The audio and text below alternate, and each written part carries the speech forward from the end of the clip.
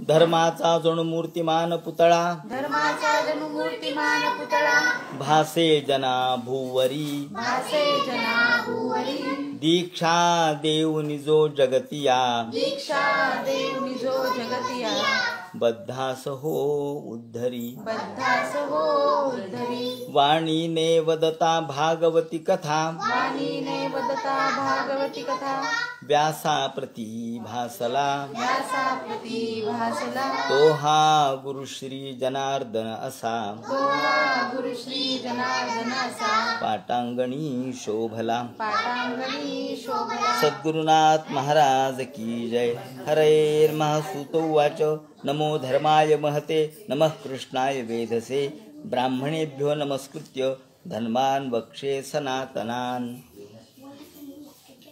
भगवान वेदव्यास वर्णन करून सांगू लागले आणि सूत शौनकादिकाला सांगतात. याप्रमाणे श्रीमद भागवताच्या 12 स्कंधाच्या आपण प्रारंभ करत आहोत. आज श्रीमद भागवत या ग्रंथाच्या निमित्ताने जे चातुर्मास्य व्रत आपण प्रारंभित केलेलं होतं, माझ्यासह आपल्या सर्वांचं ते व्रत होतं. त्या व्रताची औपचारिक परिसमाप्ती आज आपण करणार आहोत. या दृष्टीने परंपरेनुसार जे 2 अध्याय आजच्या दिवशी आपल्याला घ्यायचे, त्या 2 अध्यायामध्ये एक अवतरणिक आहे. श्रीमद भागवत ग्रंथाच्या या निमित्तानं आज त्याची परिसमाप्ती औपचारिक स्वरूपात आपणाला करायची आहे. श्रीमद भागवत हा ग्रंथ म्हणजे प्रत्यक्ष कल्पतरू आहे. कल्पतरूचं फळ म्हणून भागवत ग्रंथ म्हटलेला आहे. वेद म्हणजे कल्पवृक्ष आहे आणि वेदाला आलेलं फळ म्हणजे भागवत आहे. नमो धर्माय महते नमः कृष्णाय वेधसे, ब्राह्मणेभ्यो नमस्कृत्य धर्मान् वक्षे सनातनान्. सनातन धर्म हा भागवताचा चिंतन विषय आहे. सनातन धर्म म्हणजे काय, धर्म म्हणजे काय, आणि हा धर्म भक्तिप्रधान म्हणजे सात्वत स्वरूपाचा आहे.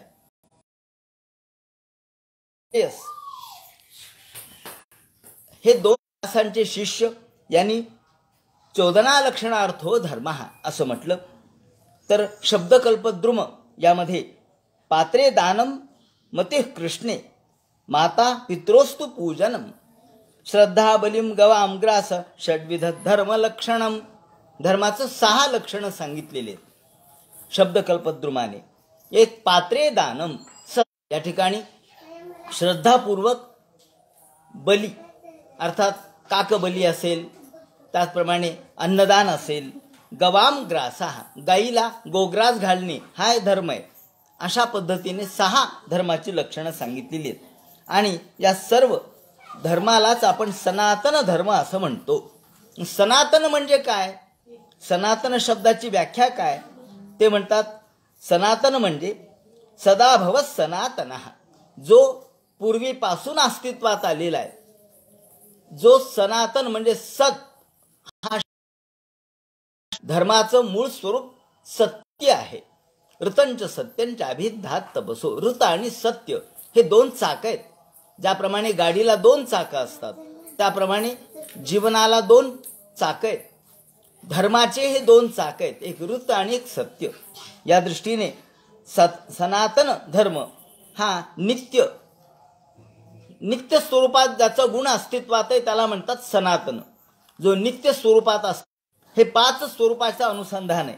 एक परस्वरूप ईश्वर कसा आहे, स्वस्वरूप जीव कसा आहे, विरोधी स्वरूप माया कशी, आवरण आणि विक्षेपाने युक्त असलेली, त्यानंतर त्याचे उपाय काय, आणि ईश्वर प्राप्तीचं फळ काय. हे 5 गोष्टी ज्या आहेत त्यालाच 5 स्वरूपाचं अनुसंधान असं म्हटलेलं आहे. आणि म्हणून सा परानुरक्ती ईश्वरे पूजेष्वनुरागो भक्ती ही स्वस्वरूपानुसंधानम भक्तिरित्यभिधीयते. हे स्वस्वरूपानुसंधान हे अनुसंधान असणं म्हणजे सनातनत्व. धर्माचे जे गुण आहेत ते या ठिकाणी वराह पुराणामध्ये सांगण्यात आलेले.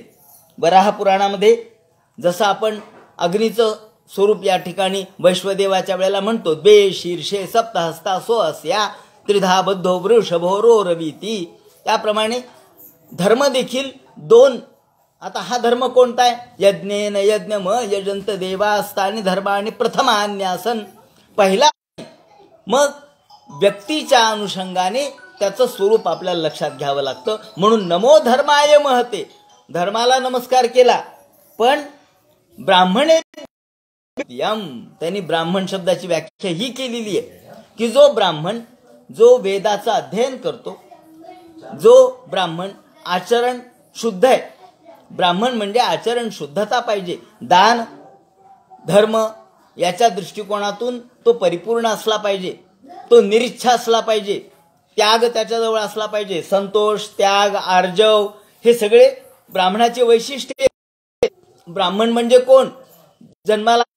आणि म्हणून संतत्वाचं लक्षण सांगताना म्हणजे ब्राह्मणत्व आणि संतत्व एकच आहे.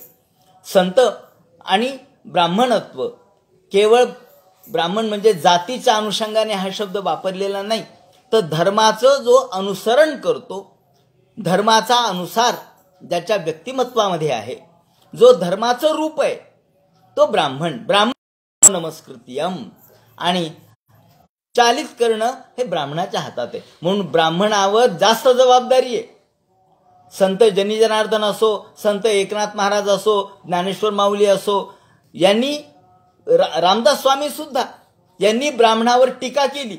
आपण म्हणतो ब्राह्मणावर अशी टीका केली, कसं काय केली? ते म्हणतात हो, त्याचं कारण असं आहे की तुम्ही जर तुमच्या ज्ञानापासून भ्रष्ट झाले तर ज्या धर्मामध्ये भगवंताचं स्वरूप वर्णन करण्यात आलेले, नारायणो ऋषिकेशो भगवान सात्वतांपतीही, भगवान सात्वत. तर सात्वत म्हणजे सत्वप्रधान धर्म. सात्वत माचष्ट असा शब्द सुद्धा सुरुवातीला आलेला आहे. सनक सनंदन सनातन सनत कुमारांनी पहिल्यांदा हा धर्म सांगितला. सात्वत धर्म म्हणजे सत्वप्रधान धर्म.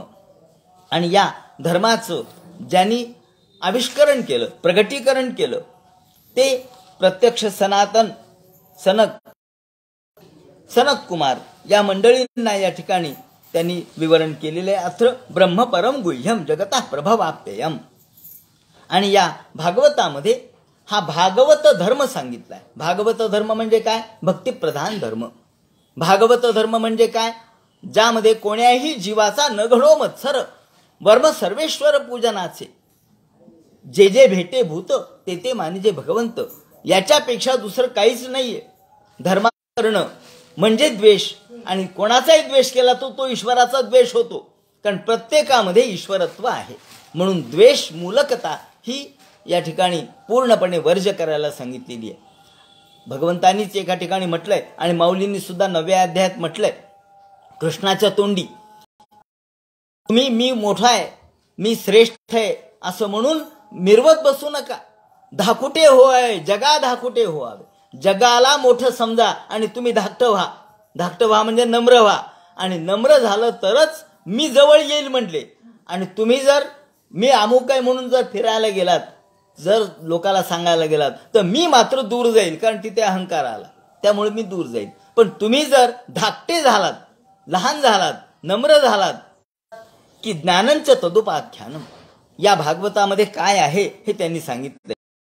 हा भागवत ग्रंथ ज्ञानरूप ग्रंथ आहे. यामध्ये या चतुर्व्यूहोपासना तंत्रमार्गाची देखील आलेली आहे. आपण संध्येमध्ये 24 नावं घेतो. लहान मुलाचं मुंज झाली की आपण म्हणतो संध्या कर आणि 24 नावं. आपल्याला वाटतं काय 24 नावात महत्व आहे हो? अहो 24 नावात सगळं ब्रह्मांड सामावलेलं आहे. म्हणजे संध्या किती महत्वाची आहे हे मुद्दाम आता उल्लेख या ठिकाणी करतो. वासुदेव सर्वमिती, तो व्यापक आहे, तो सत्वगुणयुक्त आहे. प्रद्युम्न हा तेज गुणयुक्त आहे. अनिरुद्ध हा निरवरोध आहे. अनिर्बंध भगवान सगळीकडे वायूप्रमाणे. आणि संकर्षण म्हणजे जगाचं आकर्षण. गुरुत्वाकर्षण जसं आपलं मानावंच लागतं ना. अहो दिसतं का? दिसत नाही, पण वस्तू पडल्यानंतर लक्षात येतं गुरुत्वाकर्षण आहे. तर हे जे आकर्षण आहे ते संकर्षण स्वरूप आहे. एक गट केलेले आहेत. संज्ञानम, आज्ञानम, विज्ञानम, प्रज्ञानम, मेधा, धृती, मती, धृती, मनीषा, ज्योती, स्मृती, संकल्प, क्रतू, ऋतू, वश आणि इति सर्वाप्यैवैतानि प्रज्ञानस्य नामधेयानि भवन्ति. हे मनाचे प्रकार आहेत 16. प्रज्ञानस्य नामधेयानि भवन्ति. प्रज्ञा म्हणजे बुद्धी. बुद्धीचे हे नाव आहेत. कोणते? संज्ञानम, आज्ञानम, अज्ञान इत्यादी सर्वाप्यैवैतानि प्रज्ञानस्य नामधेयानि भवन्ति. मन, बुद्धी, चित्त आणि अहंकार हे 4 तर गट आपल्याला माहिती आहेत. अंतःकरण चतुष्टय म्हणतो आपण त्याला.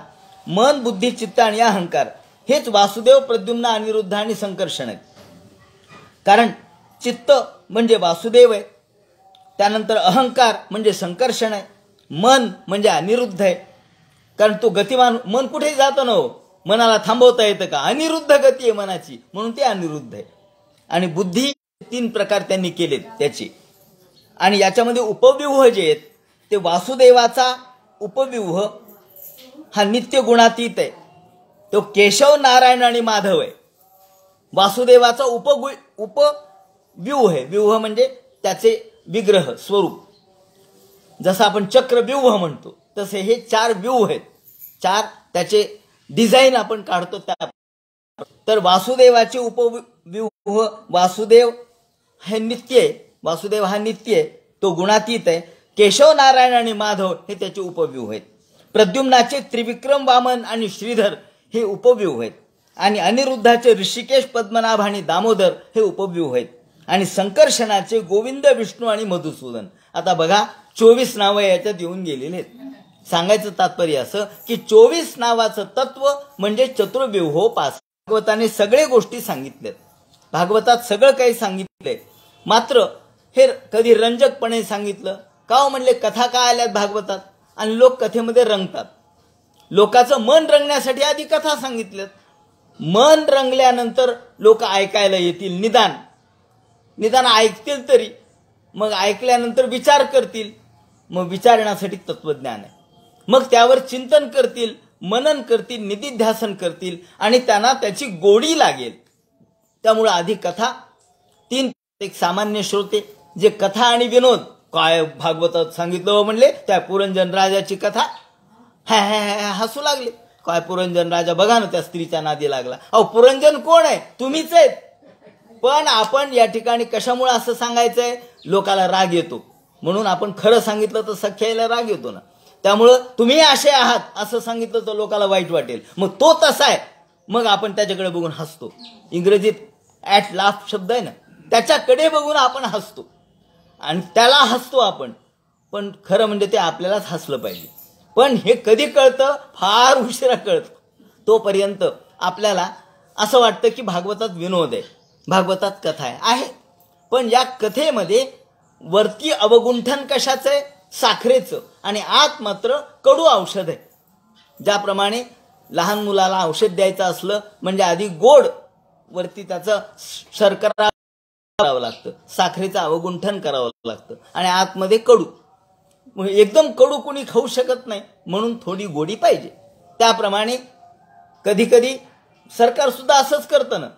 एखादी गोष्ट करायची असली, त्यांना प्रवृत्त करायचं असलं तर तुम्हाला पैसे देऊ आम्ही, पण एवढं करा. तुम्हाला इन्क्रिमेंट देऊ, पण एवढं करा. हे काय इन्क्रिमेंट काय, पैसे काय, चेक काय, वाटप करणं काय, धान्य देणं काय, रेशन धान्य देणं काय. भागवतम शास्त्रम भगवत रूपम उच्यते. प्रत्यक्ष भगवंताचं स्वरूप आहे म्हणे. एका ठिकाणी वर्णन आलेलं आहे की प्रथम स्कंध म्हणजे पाय जानूपर्यंत. प्रथम स्कंध हा चिंतनाचा आहे. पाय आणि जानूपर्यंतचा भगवंताचं ते स्वरूप आहे. द्वितीय स्कंध म्हणजे मांड्या आहेत. तृतीय स्कंध म्हणजे नाभी आहे. चतुर्थ स्कंध म्हणजे उदर आहे. पंचम स्कंध हृदय आहे. षष्ठ स्कंध बाहू आणि कंठ आहे. सप्तम आहे. अष्टम म्हणजे डोळे आहेत. नवम स्कंध म्हणजे कपोल आहे आणि दशम स्कंध म्हणजे दात आहेत. 11वा स्कंध हे मन आहे. सर्वेंद्रियम नियंतृत्वम मन एकादशम स्मृतः. मन हा 11वं मन आहे. 10 इंद्रिय आहेत आणि 11वं मन आहे. त्याप्रमाणे 11वा स्कंध देवाचं मन आहे असं म्हटलंय. आणि देवाचं मन कोणाला कळतं? देवाचं मन फक्त त्या कालरूपी नाग याच्या तोंडामध्ये प्रत्येक जणच चाललेला आहे. अहो त्या परीक्षितीला फक्त काही शाप झाला होता, आणि तो तक्षक येणार होता असं नाही. आपल्यालाही तक्षक चावणारच आहे आणि आपलाही दिवस ठरलेलाच आहे. 7 दिवसापैकी एक तर पक्का ठरलेला आहे, म्हणजे 7 दिवसाचा आठवडा असतो म्हणून 7 दिवस सांगितले. प्रत्येकासाठी एक दिवस ठरलेला आहे. पण आपल्याला वाटतं परीक्षितेला तेवढा साप चावला ना आपल्याला काही नाही. अहो, काळरूपी सर्प सगळ्यांच्याच मागे लागलेला आहे. कालरूपी व्याल हा जसं या ठिकाणी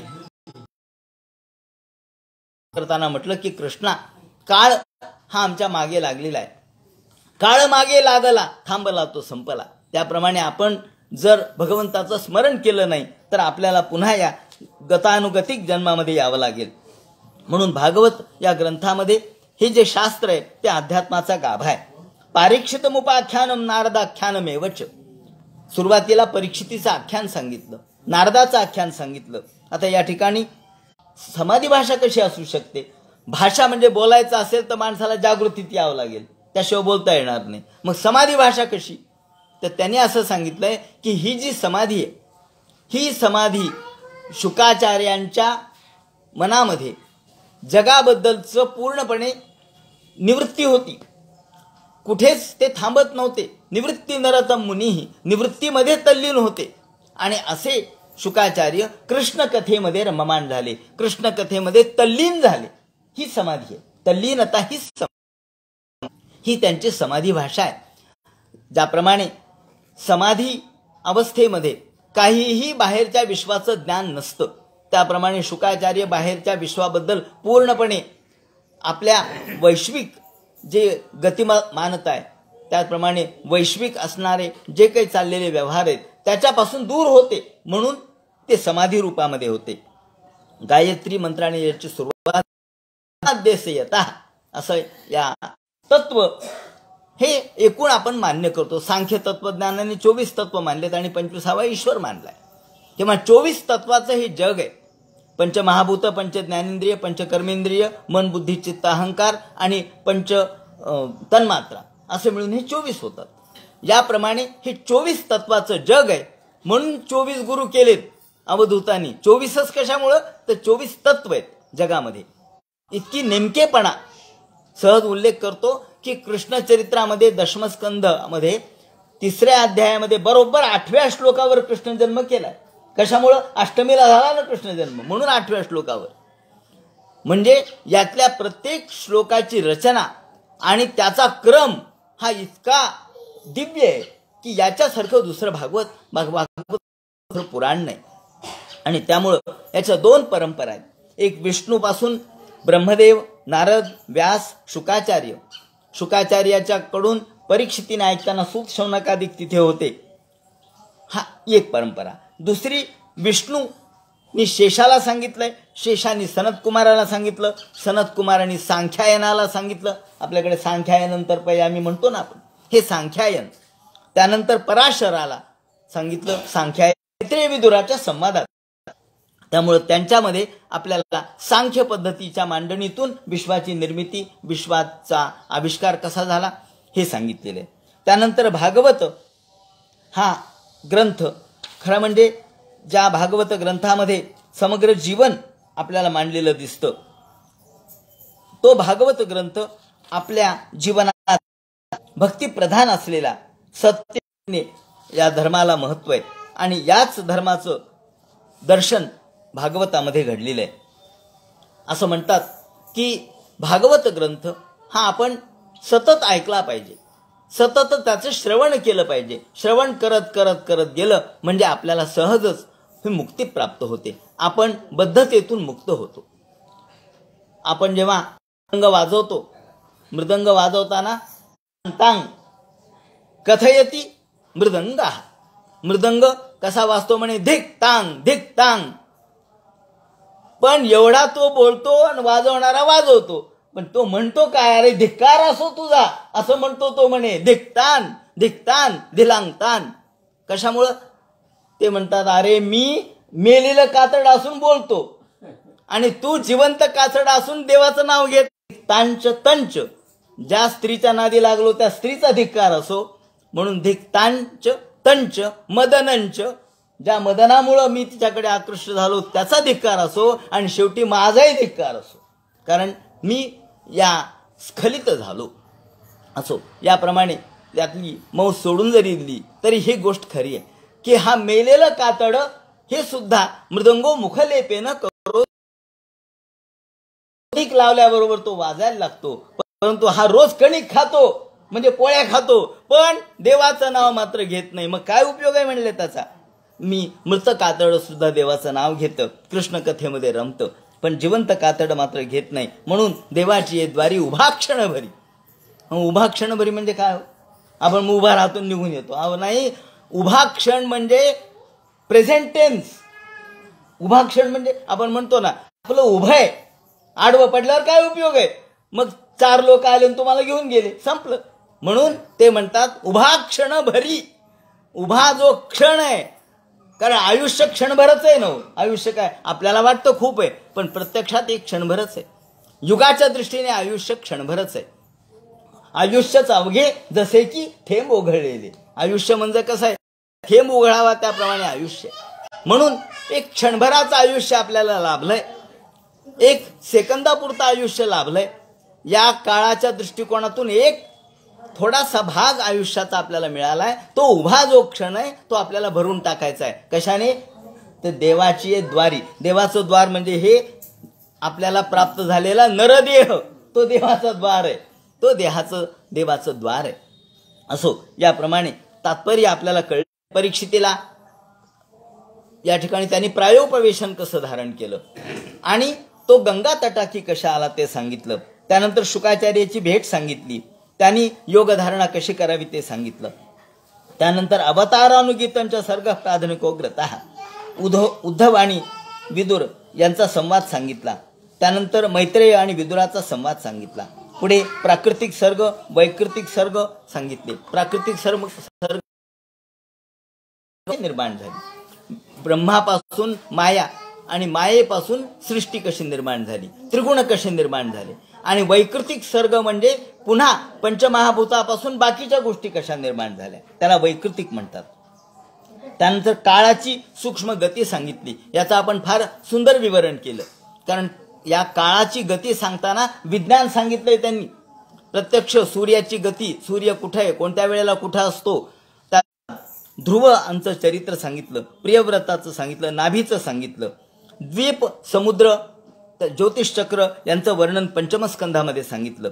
ज्योतिषचक्राचं वर्णन हा सूर्यमाला, सूर्यमालेच्या बाहेर असलेले ग्रह, ध्रुवाचं स्थान, हे सगळे या ठिकाणी, नरकाचं स्थान, स्वर्गाचं स्थान, सूर्य कुठे आहे याचं लोकेशन सांगितलंय. सूर्य नेमका कुठे आहे, तो कुठं आहे, त्याच्यापासून स्वर्ग किती लांब आहे, नरक किती लांब आहे, पृथ्वी किती लांब आहे, याचं अंतर त्यांनी दिलंय, मोजमाप दिलंय. आणि संपूर्ण विश्वाचं मोजमाप दिलेलं आहे. द्वीप, वर्ष, समुद्र, ज्योतिषचक्र हे सांगितलं. पुढे त्वाष्ट्र जन्म म्हणजे जो प्रत्यक्ष ज्या इंद्राने ज्याचा वध केला, वृत्रासुराचा, त्याचा जन्म कसा, त्याचा ते सांगितलं. पुढे त्यानंतर मन्वंतराच्या कथा सांगितल्या. 6 मन्वंतराच्या, हे एक वैशिष्ट्य आहे भागवताचं, किंवा भागवताचं वैशिष्ट्य असं की 10 लक्षणाचं भागवत आहे. बाकीचे पुराण 5 लक्षणाचे आहेत. म्हणून या ठिकाणी सर्गोपसर्गश्च स्थानम पोषण मुतया, सर्ग, प्रतिसर्ग, उती, त्याचप्रमाणे या वेगवेगळ्या राजांच्या कथा आणि वेगवेगळे आख्यानं, मानधाता, सौभरी, सगर, प्रत्यक्ष भगवान रामचंद्राचं चरित्र सांगितलं, कोसलेंद्र. त्यानंतर निमीचं चरित्र, जनक राजाचं चरित्र, प्रत्यक्ष भार्गवेंद्र राम, परशुरामाचं चरित्र सांगितलं, त्यांनी कशी निक्षत्रिया पृथ्वी केली ते सांगितलं. त्यानंतर ऐल राजा म्हणजे चंद्रवंश झाला.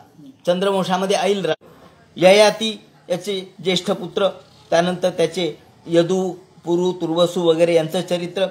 आणि या चंद्रवंशामध्ये भगवान गोपाल कृष्णाचा जन्म झाला. जत्रावतीर्णो भगवान कृष्णाख्यो जगदीश्वर वसुदेवग्रहे जन्म ततो वृद्धिश्च गोकुले.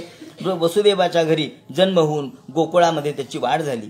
त्यानंतर पूतना, शकट, तृणावर्त, बक, त्याचप्रमाणे वत्सासूर यांना कसं ठार मारलं, धेनुकाला मारलं, प्रलंबाला मारलं, गोपांचं संरक्षण दावाग्नीपासून केलं, त्याप्रमाणे कालियाचं दमन केलं.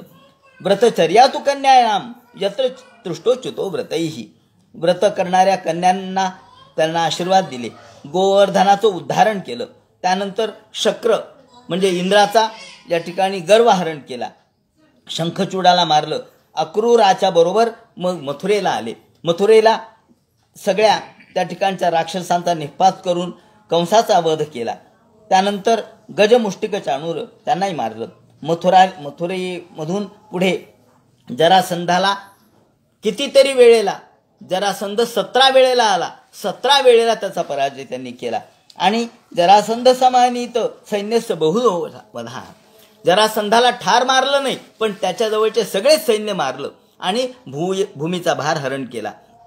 त्यानंतर यवनेंद्र अर्थात कृष्णाच्या मागे जो यवन लागला होता त्याला ठार मारलं मुच्चुकुंदाकडून. त्यानंतर रुक्मिणीचं हरण केलं आणि रुक्मिणीबरोबर विवाह केला. त्यानंतर हरस्य जृंभणम युद्धे, बाण म्हणजे बाणासुराचा पराजय केला. आणि यावेळेला भगवान शिव आणि कृष्ण यांच्यामध्ये युद्ध झालं. त्यानंतर प्राग्ज्योतिषपती महत्वा जो भौमासूर होता त्याला ठार मारलं. त्यानंतर चैद्र पौंड्र शापाचं निमित्त करून आपलं कुळ नष्ट करून टाकलं. विप्रशापापदेशेन संहार स्वकुलस्यच, याला म्हणतात कृष्ण, याला म्हणतात ईश्वर. हे माझे मुलं आहेत ही भावनाच नव्हती.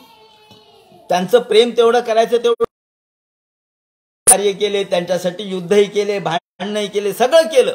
पण ज्या वेळेला हे डोक्यावर बसायला लागले तेव्हा आपल्या समोर त्यांना त्यांच्या संततीला पूर्णपणे निपात करून उद्या आपल्याला पुन्हा जन्म घ्यावा लागेल म्हणून आजच या सर्व कुलाचा संहार केला. आणि केवळ एक कुळाचा कुणीतरी एक असावा म्हणून वज्राला ठेवलं. त्याप्रमाणे चतुर्विधश्च प्रलय, पुढे चतुर्विध प्रलय सांगितला.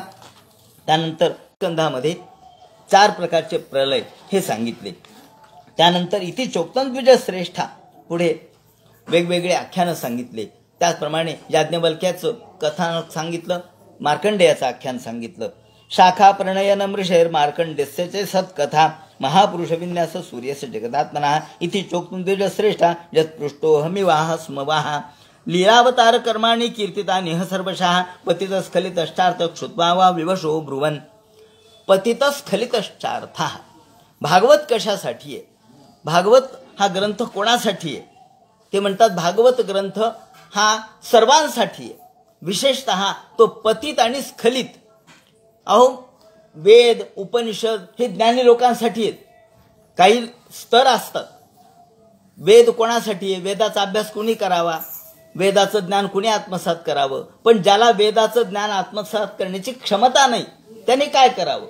या ठिकाणी सर्वसामान्यांच्यासाठी भागवत आहे. म्हणून लोकशाही खरी भागवतात सुरू झाली असं म्हणावं लागेल. सर्वसामान्य माणूस हा आजच्या भाषेत बोलायचं जर सामान्य माणूस हा केंद्रवर्ती आहे, सेंट्रलाइज आहे. आणि त्याला गृहीत धरून पुढे सगळी रचना झालेली आहे. पतित स्खलितश्चार्थ, जो पतित आहे, जो स्खलित आहे त्याने काय करावं? म्हणजे संतांनी हा विचार केला की मोठे मोठे लोक तर उद्धरून जातीलच हो, ज्ञानी तर सहज उद्धरतील, योगी लोक ते योग मार्गाने उद्धरून जातील, ज्ञानी ज्ञान मार्गाने उद्धरून जातील, कर्म करणारे कर्म मार्गाने. पुन्हा पातक करायचं नाही हे लक्षात ठेवलं पाहिजे. नाही तर काय एकदा हरयन मा म्हटलं झालं पातकातून मुक्त, पुन्हा दुसरं पातक करायला तयार नाही. नाही ते म्हणतात असं नाही. एकदा अपिचेत सुदुराचारो भजते मामानन्य भाग, ही त्यांनी साधुरेव ही मंतव्य आहे. त्यांनी आपल्याला अशा पद्धतीची एक भूमिका करून दिलेली आहे की तुम्ही होता मागचं भूतकाळ विसरून जा. अहो मी फार वाईट होतो, मी चोरी केली, मी दोरडे केले, मी स्त्रीची हत्या केली, मी बाल हत्या केली, मी वाईट आहे. ते म्हणतात पश्चाताप झाला ना, आता तू तिकडे जाऊ नकोस. मग आता वर्तमान काळात जगा. तुम्हाला वर्तमान काळ आपण म्हणतो ना की आज तुम्हाला जो वर्तमान काळ आहे तो कसा प्राप्त करून दिलेला आहे, तर तो अत्यंत चांगल्या दर्जाचा आहे. ज्या वर्तमान काळामध्ये तुम्हाला काहीतरी करता येऊ शकतं. आणि त्याच्यासाठी भूधर, सुंदर भूधर प्राप्त काल हा विशाल भूधर, सुंदर लेणी तयात खोदा, निजनामे त्यावरती नोंदा. तुमच्या हातात नाहीये पण जेवढं आहे तेवढं तरी सत्कारणी लावा. एवढं तर करता येईल. आणि हाच या ठिकाणी सर्व संत साहित्यामध्ये असो किंवा भागवतामध्ये असो आपल्याला हाच संदेश दिलेला आहे की अपिचेत सुदुराचारो असू द्या भजते माम अनन्य भाग. आपण नेहमी सांगत असतो की एखादी मजुरीने काम करणारी मोलकरीने राजाच्या घरी काम करते, परंतु दैवयोग असा की राजाला ती आवडली आणि राजाने तिच्याबरोबर लग्न केलं. मग नामदेव ते म्हणतात की दासी होती परी रायासी रतली. लग्न झालं, आता काही लोकांना माहीत झालं, काही लोकांना काहीच माहीत नव्हतं आणि मग ते तिला दासी म्हणून हाक मारा. दासी म्हणू नको का, फाशीला जायचंय का म्हणलं, दासी म्हणशील तर फाशी जाशील का हो म्हणले. कशामुळं, अहो दासी नाही राहिली ती राणी झाली. कधी झाली, मग राणी कसं काय झाली हो, अहो राजाची लग्न झालं की ती राणीच झाली. होती दासी होती परी रायासी रतली, मागले त्या बोली बोलो नाही. सौदा केला, काय म्हणले एक विळा विकून टाकायचा, म्हणले काय एक 10 रुपये किलो विकून टाकू म्हणले. एक लोखंडाचा विळा आहे जुना आणि गंजलाय, काही उपयोगाचा नाही, विकून टाका.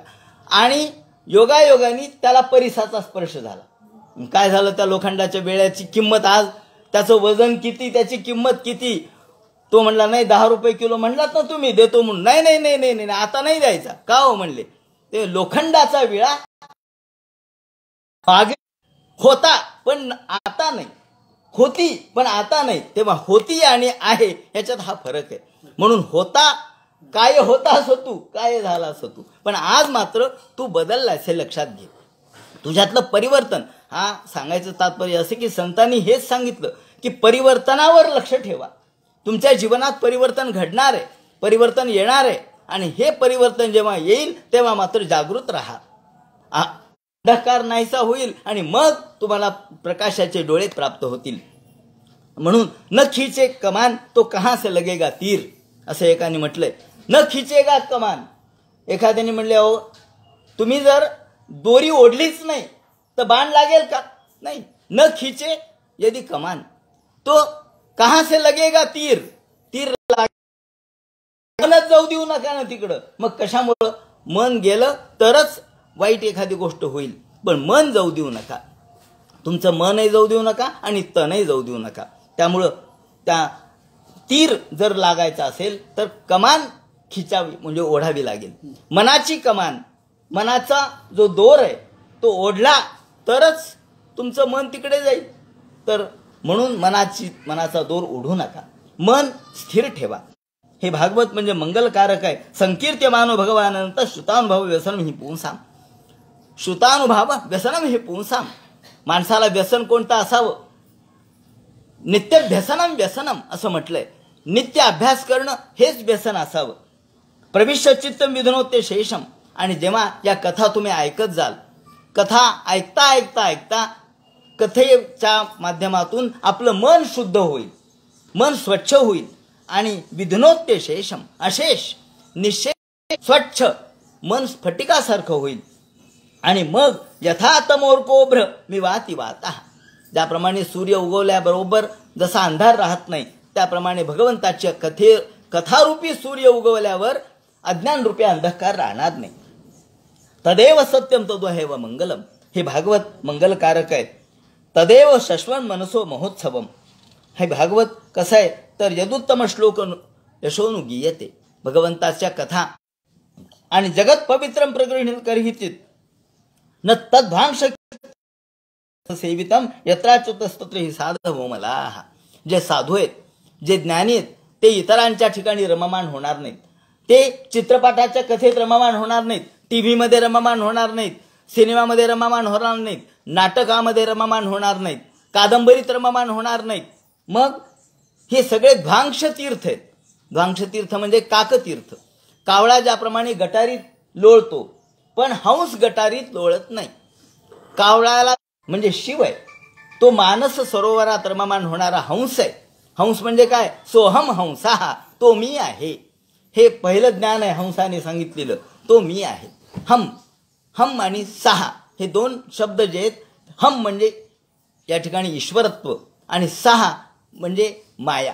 माया आणि ईश्वर यांचे एकरूपत्व, ब्रह्म आणि माया यांचे एकरूपत्व, ज्याला आपण या विश्वाची जननी, विश्वजननी आणि भगवान एकरूपच आहेत, ज्याला आपण या ठिकाणी आदी माया म्हणतो, शिवशक्ती समावेशन म्हणतो. ते या दृष्टीने तद्वांश तीर्थम, हंस या गटारीमध्ये रममाण होणार नाही. यत्राच्युतस्तत्र साधवो मला सवाग तस्मिन प्रतिश्लोक मबद्धवत्यपि. ते म्हणतात का हो, आम्हाला भागवत आम्ही वाचायला सुरुवात केली पण आम्हाला नीट वाचता येत नाही, आमचे श्लोक चुकतात. आम्ही जप करायला घेतला पण आमचा जप बरोबर होत नाही. वाचायला सुरुवात केली पण या ठिकाणी एखादा श्लोक, एखादा अक्षर अबद्ध निघतं. ते म्हणतात निघू द्या. यस्मिन प्रतिश्लोक मबद्धवत्यपि, प्रत्येक शब्द जरी तुम्ही चूक वाचला तरी चालेल सुरुवातीच्या काळात बरं का, नेहमीच नामान्यनं तस्य यशोंकितानि, ज्यामध्ये भगवंताचं नाव आहे, ज्यामध्ये भगवंताच्या यश कीर्ती, ज्याचा छापा, भगवंताच्या नावाचा छापा या भागवतावर आहे. म्हणून भागवत ग्रंथ म्हणजे भगवंताच्या नावाचं मुद्रा आहे.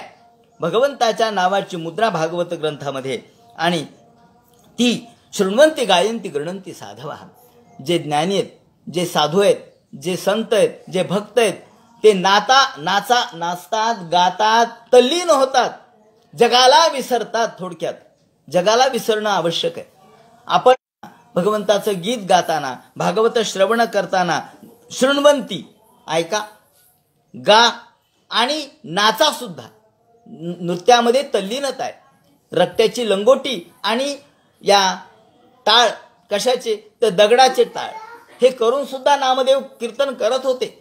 आणि नामदेव कीर्तन करी पुढे तो नाचे पांडुरंग असं आपण म्हणतो. का, कशासाठी, तर नामदेवाची भक्ती श्रेष्ठ आहे म्हणून.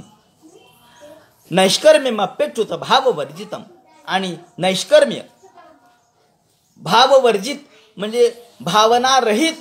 तुम्ही किती कर्म करा निरर्थक आहे. मग ते काय या ठिकाणी तांत्रिक गोष्टी करायच्यात का, नाही, तांत्रिक नाहीये. भक्ती ही अंतःकरणपूर्वक करायची आहे, तिथं ओलावा पाहिजे. म्हणून नैष्कर्म्यमप्यच्युत भाववर्जितम न शोभते ज्ञानमलम निरंजनम. कितीही मोठा ज्ञानी असू द्या, तो भक्तापुढे कमी आहे. ज्ञान्यापेक्षा भक्त श्रेष्ठ मानलेलं आहे. ज्ञानाला ताठा असतो, ज्ञानाला अहंकार असतो, ज्ञानी अहंकारामध्ये तल्लीन असतो, पण भक्त हा नम्र असतो. म्हणून भक्त ज्ञानापेक्षा श्रेष्ठ आहे. कुतः पुनः शाश्वत ज्ञानम च विराग, ज्ञान विराग युक्तम. हे भागवत कसं आहे, तर ज्ञान त्यामध्ये वैराग्य यांनी युक्त आहे. ज्ञान, वैराग्य, त्याचप्रमाणे योग, याग, हे सगळं याच्यामध्ये आलेलं आहे. या ठिकाणी ज्ञानंच तदुपाख्यानम प्रोक्तम विज्ञान संयुतम. ज्ञान, विज्ञान, कथा या सगळ्या यामध्ये आलेल्या आहेत. आणि म्हणून प्रायोपवेशे नृपते परीक्षित सदस्यां महतांचे शृण्वताम. ज्या वेळेला अनेक ऋषी मुनी हे देखील ऐकत दिले होते, त्यांनी देखील हे ऐकलं आणि परीक्षिती मुक्त झाला. हे भागवत कधी ऐकावं हे सांगतात. द्वादशाम एकादशाम वा, द्वादशीला ऐकावं, एकादशीला ऐकावं, त्याला आयुष्य प्राप्त होईल. न जेवता, अनश्नन, न काही खाता पिता हे भागवत वाचावं, तो निष्पाप होतो, पापापासून मुक्त होतो. मथुरा, पुष्कर या ठिकाणी, द्वारवती या ठिकाणी जाऊन हे भागवत वाचलं तर तो सगळ्या भयातून मुक्त होतो. विंदते, सगळ्या प्रकारच्या इच्छा परिपूर्ण करणारं हे भागवत आहे. मधुकुल्य, घृतकुल्य, पयःकुल्य याचं जे फळ ते भागवताचं फळ आहे.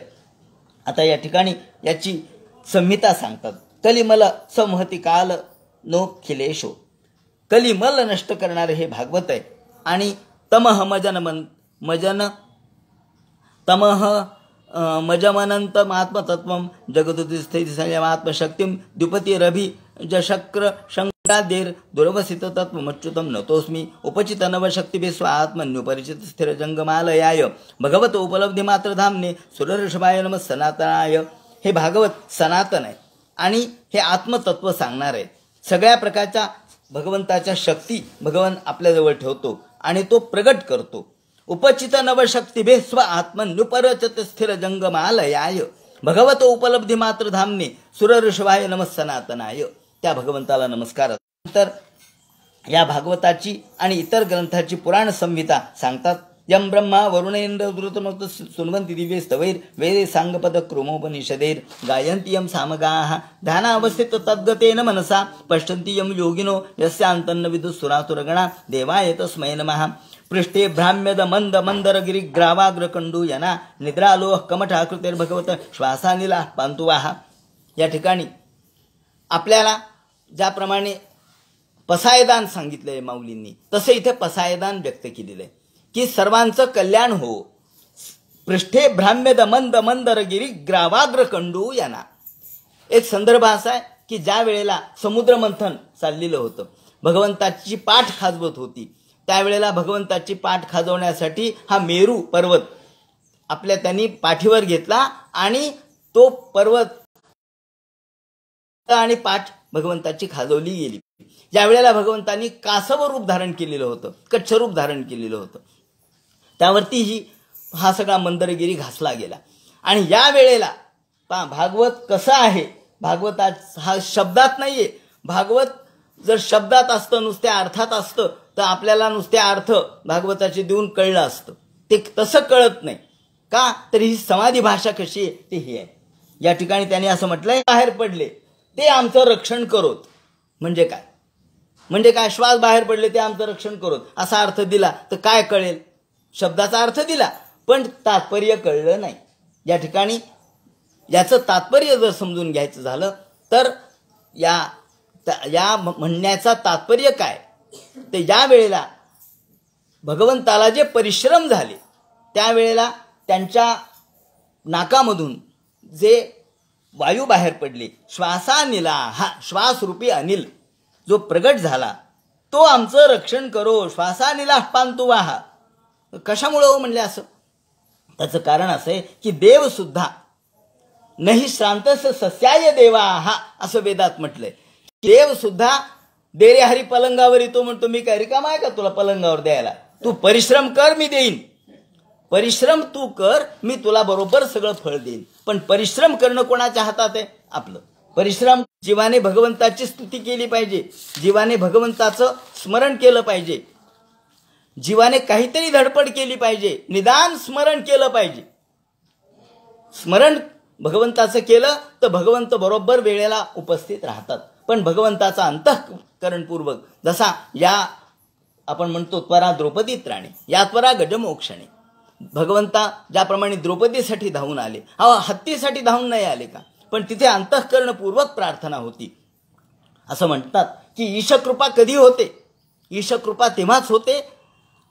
एक उदाहरण त्यांनी दिलेलं आहे की घटना अशी आहे की एक हरिण आहे, एक हरणाचं बालक आहे, ते चुकलंय आईपासून आणि समोर व्याध आलाय, बरोबर हातात बाण घेऊन, अग्रे व्याध करधृत शर पार्श्वतो जाल माला। समोर व्याध आहे, हातात बाण घेऊन उभा आहे, मागं त्यांनी जाळं टाकलंय, जाळं म्हणजे हरिण जर मागं पळालं तर जाळ्यात पाय अडकून पडेल, समोर आलं तर माझा बाण त्याला लागेल। पृष्ठे वन्नीर, बाजूला तिथं जाळ लागला, रानावनामध्ये जाळ लागला आणि जाळ लागल्याबरोबर तिकडे जाता येत नाही। पृष्ठे वन्नीर विपिन सन्निधौ सारमेय, हा सारमेय शब्दाचा अर्थ कुत्रा सुद्धा आहे। एका ठिकाणी सारमेयाचा अर्थ चंद्र सूर्य दिलेला आहे। म्हणजे संस्कृत कसं गमतीदार आहे, कोणत्या वेळेला कोणता अर्थ घ्यायचा हे कळलं पाहिजे। बाजूला विपिनम, त्या विपिनाला आग लागली, दावाग्नी लागलाय आणि बाजूला कुत्रे, आता मध्ये तूच माझा आहेस, तूच मला वाचव, अशी प्रार्थना केल्याबरोबर देवानी ही प्रार्थना अंतःकरणपूर्वक केलेली ऐकली। आता हरिण वाचणं शक्यच नव्हतं, शक्यच नाही म्हणलं, आता हरणाचा जीव जाणारच, कुठल्याही बाजूने गेला तरी जाणारच। मध्ये ज्या त्रुटिता शरासन महो, कवीने वर्णन केलंय, एकदम त्याचं आकर्ण दोरी ओढलेली होती तर त्याची जात तुटली, धनुष्याची दोरीच तुटली, त्या व्याधाच्या धनुष्याची दोरी तुटली। आता समोरचा मार्ग तर मोकळा झाला। शरासन महोर भग्ने दावा, त्या ठिकाणी दोरी तुटली, धनुष्य भंग पावलं आणि एवढ्यात आकाशामध्ये ढग आले आणि पाऊस पडायला सुरुवात झाली, दावा नल विजला, दुसरी दिशा मोकळी झाली। शशकश पळत गेलं, सस पळत गेल्याबरोबर हे कुत्रे त्याच्या मागे धावले, सशाच्या मागे धावले. ते म्हणतात शशखशुना अनुगमितो दग्धा शपाशास्ततः. आणि पाश जो आहे तो अग्नीने जळून गेला, अग्नी पाण्याने जळून गेला, याची दोरी तुटली आणि कुत्रे पळाले, झाले चारी दिशा मोकळ्या झाल्या. झाले मोकळे आकाश. या ठिकाणी चारी दिशा मोकळ्या झाल्या. याला म्हणतात, ते म्हणतात शांतो वन्य. भगवंताची कृपा म्हणजे आईसारखी आहे. ही भगवंताची तमन्या कृतम. त्याला कोण मारू शकतं? त्याला कोणीच मारू शकत नाही. आपण म्हणतो ना, जितने तारे गगन में उतने दुश्मन होय. दुश्मन होय. एक कृपा रघुनाथ की बालन बिंगा होय. याप्रमाणे भगवंताची कृपा जर असेल तर हन्यातमन्या कृतम कथम, कोण मारू शकतं? सांगायचं तात्पर्य असं की याप्रमाणे भगवंताची कृपा ही खऱ्या अर्थानं आपल्याला फलदायक आहे. आणि ही भगवंताचं स्मरण करा. श्वासानिला पांतुवाहा, ते श्वास तुमचं रक्षण करतील. आणि दुसरा अर्थ असा आहे की हे श्वास काय आहे? तो यस्य निश्वसितम वेदाहा जया निद्रिताचा घोरू तया निद्रिताचा घोरू. भगवंताचे श्वास म्हणजे वेद आहेत.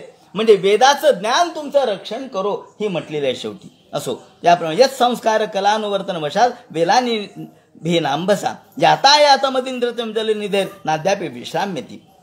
त्यानंतर पुराण संहिता सांगितली की कोणते कोणते पुराण. ब्राह्मपुराण हे दशसहस्र आहे, पद्मपुराण पंचोनषष्टिच. याप्रमाणे ब्रह्मपुराण 10,000, पद्मपुराण 55,000, विष्णुपुराण 23,000, शिवपुराणाची संख्या 24,000 आहे, श्रीमद भागवत 18,000 आहे, नारद पुराण 25,000 आहे, मार्कंडेय पुराण 9,000 आहे, अग्निपुराण 15,400, भविष्य पुराण श्लोक संख्या 14,500 आहे, ब्रह्मवैवर्त पुराण 18,000 आणि लिंग पुराण 11,000.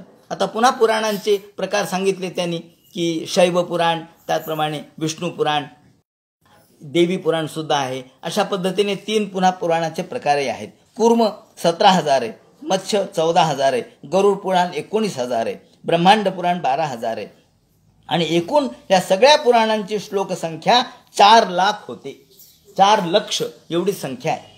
आणि त्यामध्ये श्रीमद भागवत असा ग्रंथ आहे की जो अलौकिक आहे.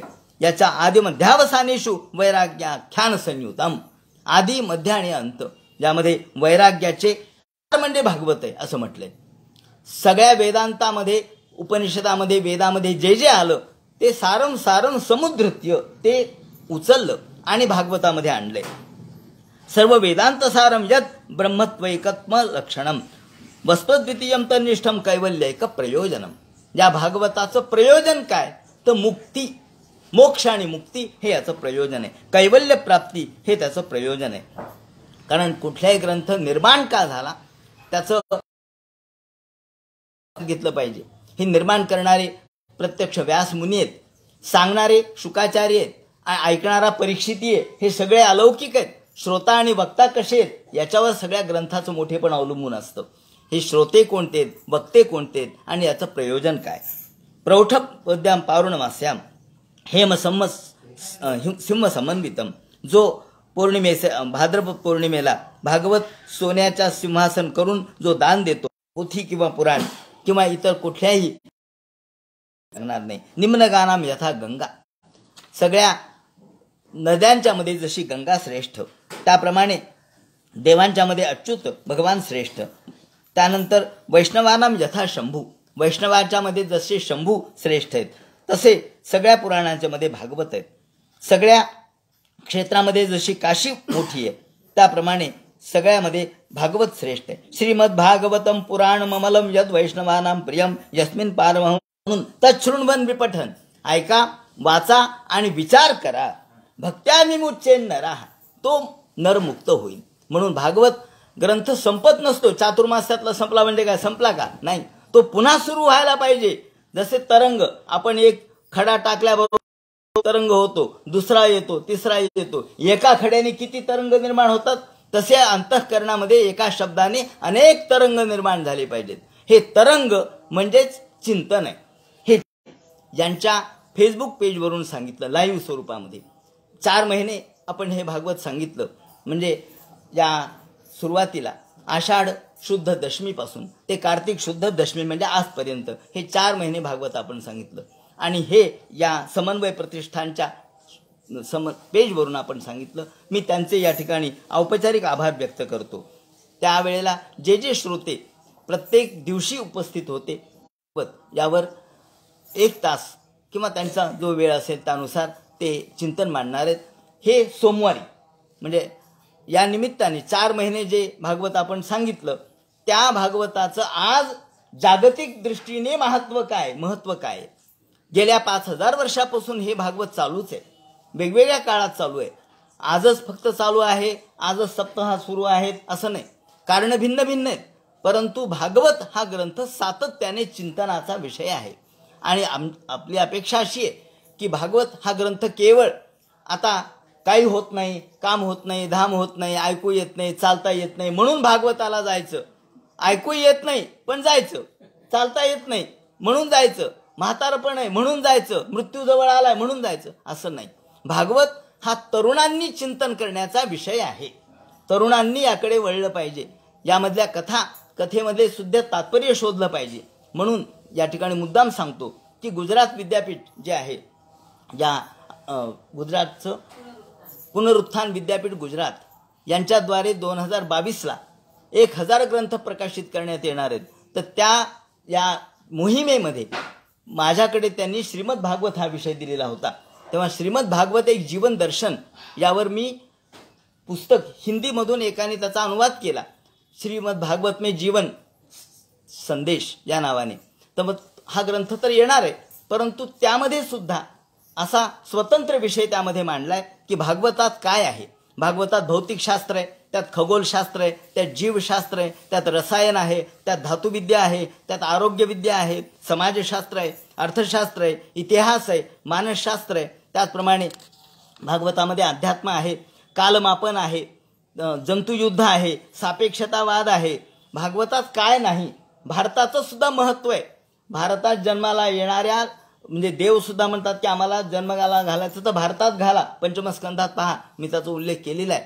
तेव्हा पुण्य जर थोडंफार शिल्लक असेल स्वर्गातून राहिलेलं तर आम्हाला भारतात जन्म घेऊ द्या असं म्हटलेलं आहे. तेव्हा ज्याला आपण आज पॅट्रिऑटिझम म्हणतो इंग्रजीमध्ये किंवा भारतीय राष्ट्रवाद म्हणू, देशनिष्ठा म्हणू, हीच देखील भागवतात प्रगट झालेली आहे. तेव्हा भागवतात काय नाही असं नाही. तेव्हा सगळं काही भागवतात आहे. समुद्रमंथन, पृथ्वीदोहन या कथांचा मधलं विज्ञान, त्याचप्रमाणे आईन्स्टाईनने मांडलेला सिद्धांत यथांबसा प्रचलता तरोपि चलायव चक्षुषा ब्राह्म्यमाने दृश्यते चलतीव भूहू, हा आईन्स्टाईनचा सापेक्षतावाद यामध्ये मांडलेला आहे. पण आपण आईन्स्टाईनचं नाव घेतो आणि भागवताचं घेत नाहीत. आपण बाकीच्या गुरुत्वाकर्षणाच्या सिद्धांताच्या दृष्टीने आपण इतरांचे नावं घेतो, न्यूटनचं नाव घेतो, पण भागवताचं घेत नाहीत. सूर्य सिद्धांत भागवताने कसा मांडला. तेव्हा आपल्याला आपली ओळख झाली पाहिजे, हा माझा उद्देश आहे. म्हणून भागवत ग्रंथ कथा तर त्याच्यात आहेतच, कथेसाठी लोकांनी ऐकावं, पण कथेच्या मधलं तात्पर्य समजून घ्यावं. त्यातलं ज्ञान आणि विज्ञान विज्ञान संयुतम. तर हे विज्ञान काय, त्यातलं ज्ञान काय, अध्यात्म काय, हे जर समजून घेता आलं तरच भागवताचा खऱ्या अर्थाने आपल्याला नव्याने अभ्यास करता येऊ शकतो. सगळ्या अध्यात्माचा गाभा म्हणजे भागवत आहे. केवळ अंधश्रद्धा, केवळ देवभोळेपणा म्हणजे भागवत नाही, तर जीवन जगण्याची डोळसता म्हणजे अध्यात्म. जीवन जगण्याची डोळसता भागवताने आपल्याला दिलेली आहे. भक्तिशास्त्राचा हा मूळ ग्रंथ आहे. या दृष्टीने या भागवे यथा भक्ती पादयोस्तव जायते तथा कुरुष्व देवेश नाथस्त्वन्नो यतः प्रभो नाम संकीर्तनं यस्य सर्व पाप प्रणाशनम प्रणामो दुःख शमनः तन्न हरिं परम तन्नमामि हरिं परम तन्नमामि हरिं परम. प्रणामो दुःख शमनः तन्नमामि हरिं परम. नुसत्या प्रणाम केला तर हे दुःखाचं शमन होतं. म्हणजे भागवताचा या ठिकाणी 12व्या स्कंधातील 13व्या अध्यायातील 23वा श्लोक म्हणजे शेवटचा श्लोक, तो कुठे संपवलाय भागवत हे पहा. तो फक्त नमस्काराच्या तिथे संपवलाय. निदान नमस्कार करा, तुमचे सगळे भगवान उदय व्हावा. आपल्याला सर्व जीवनामध्ये आनंद प्राप्त व्हावा. सर्वेपि सुखिनः सन्तु सन्तु सर्वे निरामयाः सर्वे भद्राणि पश्यन्तु मा कश्चित् दुःखमाप्नुयात्. अपुत्राः पुत्रिणः सन्तु पुत्रिणः सन्तु पौत्रिणः अधनाः सधनाः सन्तु जीवन्तु शरदशतम्. याप्रमाणे सर्वांना संस्थान देवतेचे आशीर्वाद या ठिकाणी मी त्यांच्या वतीने देतो आणि सर्वांना सुखी समृद्धी करोनामुक्त जीवनाचा आनंद प्राप्त व्हावा आणि भरपूर जीवन या ठिकाणी